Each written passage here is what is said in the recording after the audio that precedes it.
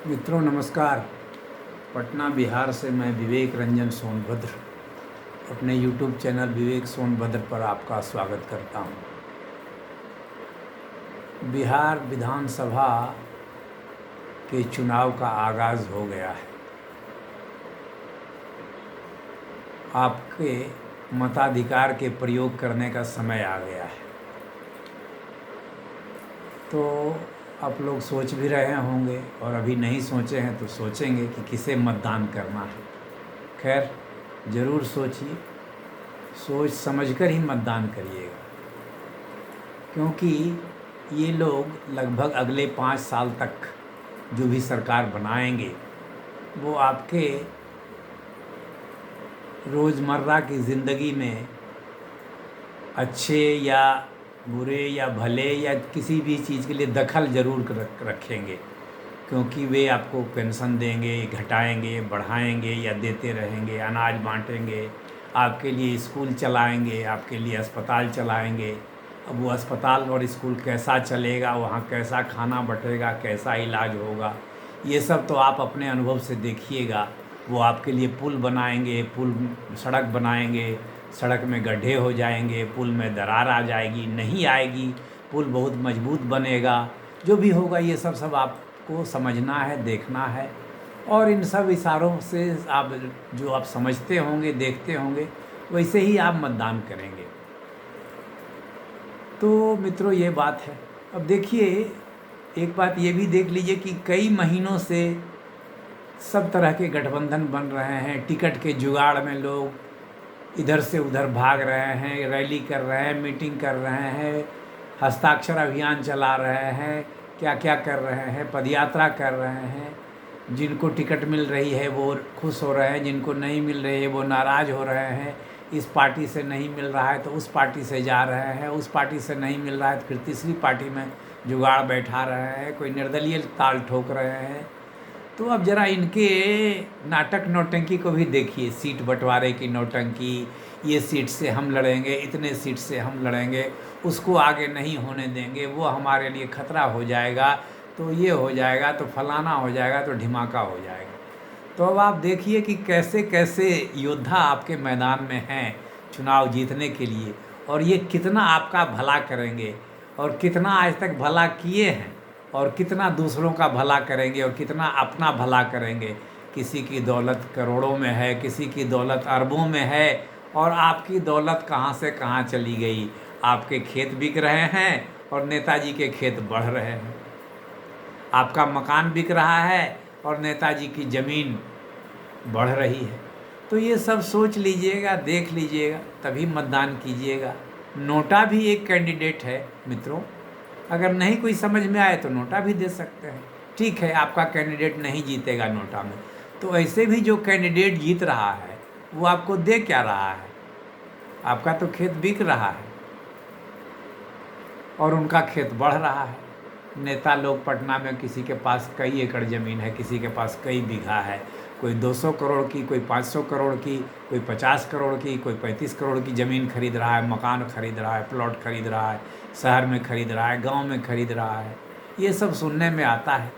तो ये सब देख लीजिएगा, कौन नेताजी कैसे हैं, कौन नेताजी क्या करेंगे, आज तक कौन नेताजी ने क्या किया, और कौन नेताजी अपने जवान पर कायम रहते हैं। कभी कुछ बोलते हैं, कभी इस पार्टी में रहते हैं, कभी उस पार्टी में जाते हैं, कभी पूरी पार्टी ही उधर चली जाती है, उस पार चली जाती है, कभी पूरी पार्टी ही इस पार चली आती है।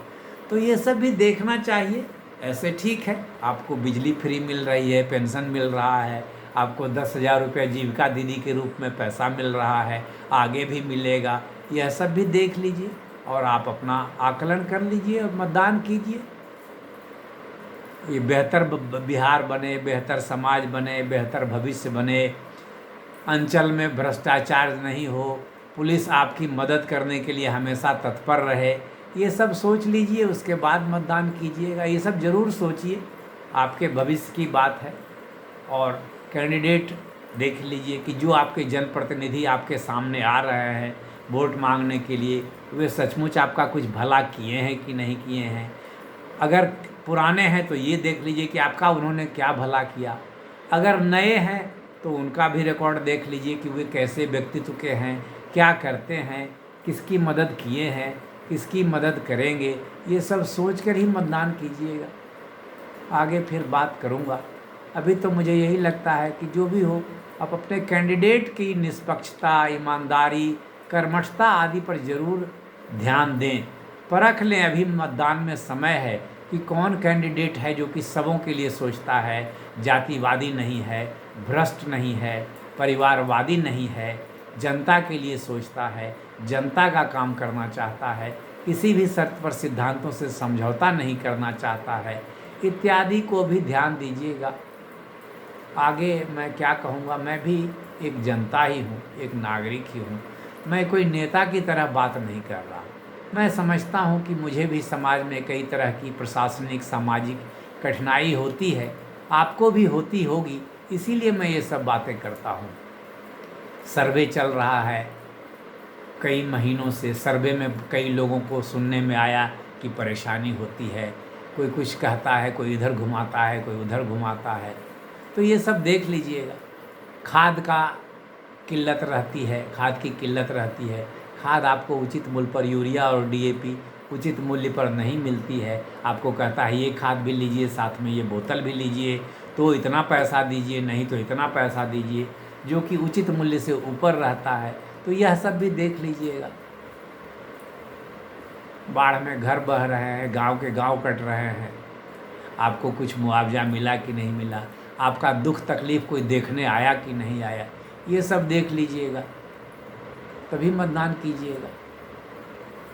और भी आप, ऐसा नहीं है कि आप सब कुछ नहीं, आप भी बहुत कुछ समझते हैं।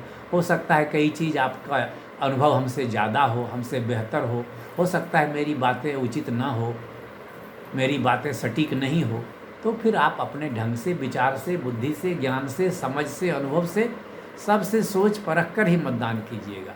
क्योंकि मतदान आपका 5 साल के लिए समाज का भविष्य तय करेगा।